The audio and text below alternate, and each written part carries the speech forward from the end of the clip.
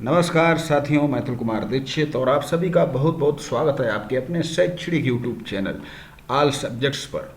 Basic शिक्षा परिषद द्वारा संचालित कक्षा 8 की पुस्तक मंजरी और उसका पाठ 2 काकी।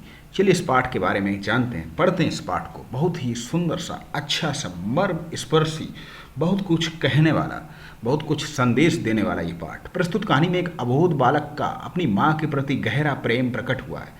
उस दिन बड़े सवेरे श्यामू की नींद खुली तो उसने देखा घर भर में कोहराम मचा हुआ। उसकी माँ नीचे से ऊपर तक एक कपड़ा ओढ़े हुए कंबल पर भूमि शयन कर रही है। भूमि शयन यानी कि भूमि पर लेटी हुई थी और घर के सब लोग उसे घेर कर बड़े करुण स्वर में विलाप कर रहे हैं। लोग जब उसकी माँ को शमशान ले जाने के लिए उठाने लगे तब श्यामू ने बड़ा उपद्रव मचाया। लोगों के हाथ से छूटकर वह माँ के ऊपर जा गिरा। बोला, काकी सो रही है, इसे इस तरह उठाकर कहाँ ले जा रहे हो? मैं इसे ना ले जाने दूंगा। लोगों ने बड़ी कठिनाई से उसे हटाया। काकी के अग्नि संस्कार में भी वह ना जा सका। एक दासी राम राम करके उसे घर पर ही संभाले रही। यद्यपि बुद्धिमान गुरुजनों ने उसे विश्वास दिलाया कि उसकी काकी उसके मामा के यहाँ गई है, परंतु ये बात उससे छिपी ना रह सकी कि काकी और कहीं नहीं, ऊपर राम के यहाँ गई है। काकी के लिए कई दिन लगातार रोते रोते उसका रुदन तो धीरे धीरे शांत हो गया, परंतु शोक शांत ना हो सका। वह प्राय अकेला बैठा बैठा शून्य मन से आकाश की ओर ताका करता। एक दिन उसने ऊपर एक पतंग उड़ती देखी। ना जाने क्या सोचकर उसका हृदय एकदम खिल उठा। पिता के पास जाकर बोला, काका मुझे एक पतंग मंगा दो, अभी मंगा दो। पत्नी की मृत्यु के बाद विश्वेश्वर बहुत अनमने से रहते थे। अच्छा मंगा दूंगा कहकर वे उदास भाव से कहीं और चले गए। श्यामू पतंग के लिए बहुत उत्कंठित हुआ। वह अपनी इच्छा को किसी तरह न रोक सका। एक जगह खूंटी पर विश्वेश्वर का कोट टंगा था। इधर उधर देखकर उसके पास स्टूल सरका कर रखा और ऊपर चढ़कर कोट की जेबें टटोली। एक चवन्नी पाकर वह तुरंत वहां से भाग गया। सुखिया दासी का लड़का श्यामू का साथी था। श्यामू ने उसे चवन्नी देकर कहा, अपनी जीजी से कहकर गुपचुप एक पतंग और डोर मंगा दो। देखो अकेले में लाना, कोई जान ना पाए।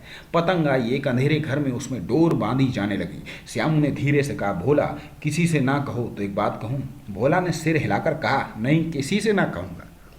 श्यामू ने रहस्य खोला, मैं ये पतंग ऊपर राम के यहाँ भेजूंगा। इसको पकड़कर काकी नीचे उतरेगी। मैं लिखना नहीं जानता, नहीं तो इस पर उसका नाम लिख देता। भोला श्यामू से अधिक समझदार था। उसने कहा, बात तो बहुत अच्छी सोची, परंतु एक कठिनाई है। ये डोर पतली है, इसे पकड़कर काकी उतर नहीं सकती। इसके टूट जाने का डर है। पतंग में मोटी रस्सी हो तो सब ठीक हो जाए। श्यामू गंभीर हो गया। मतलब ये बात लाख रुपए की सुझाएगी, परंतु कठिनाई ये थी कि मोटी रस्सी कैसे मंगाई जाए। पास में दाम है नहीं और घर के जो आदमी उसकी काकी को बिना दया मया के जला आए हैं वे उसे इस काम में कुछ देंगे नहीं। उस दिन श्यामू को चिंता के मारे बड़ी रात तक नींद नहीं आई। पहले दिन की ही तरकीब से दूसरे दिन फिर उसने पिता के कोट से 1 रुपया निकाला, ले जाकर भोला को दिया और बोला, देख भोला, किसी को मालूम ना होने पाए, अच्छी अच्छी 2 रस्सियाँ मंगा दे। एक रस्सी छोटी पड़ेगी। जवाहिर भैया से मैं एक कागज़ पर काकी लिखवा लूँगा, नाम लिखा रहेगा तो पतंग ठीक उन्हीं के पास पहुँच जाएगी। 2 घंटे बाद प्रफुल्ल मन से श्यामू और भोला अंधेरी कोठरी में बैठे हुए पतंग में रस्सी बांध रहे थे। अकस्मात उग्र रूप धारण किए हुए विश्वेश्वर शुभ कार्य में विघ्न की तरह वहां जा घुसे। भोला और श्यामू को धमका कर बोले, तुमने हमारे कोट से रुपया निकाला है। भोला एक ही डांट में मुखबिर हो गया। बोला, श्यामू भैया ने रस्सी और पतंग मंगाने के लिए निकाला था।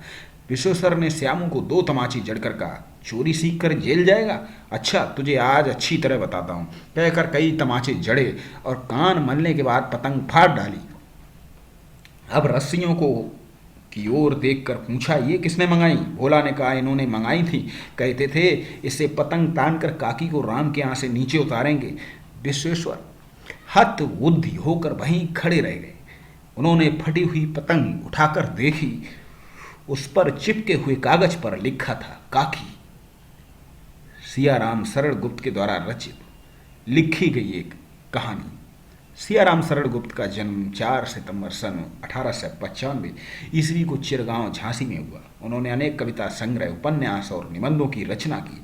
उनके उपन्यासों में नारी की सहनशीलता, आदर्श और सरलता है। इनकी प्रसिद्ध रचनाएं मौर्य विजय, द्रौपदल, आत्मसर्ग, गोद, नारी आदि। 29 मार्च सन 1963 को इनका देहावसान हो गया। तो बहुत ही सरल शब्दों में बहुत ही बड़े मर्मस्पर्शी संदेश देने वाली, एक बच्चे के अबोध बाल मन को प्रदर्शित करने वाली इस कहानी को लिखा। इसके प्रश्न और उत्तर शब्दार्थ आपको वीडियो को पॉज कर इनको लिख सकते हैं और डिस्क्रिप्शन बॉक्स में आगे लिंक भी दिया जाएगा जहाँ पर आप इनके प्रश्नों को लिख सकते हैं। तो मिलते हैं अगले पाठ के साथ, किसी कविता के साथ। चैनल को सब्सक्राइब कर ही लिया होगा, चैनल से आप जुड़ चुके होंगे। मिलते हैं, नमस्कार।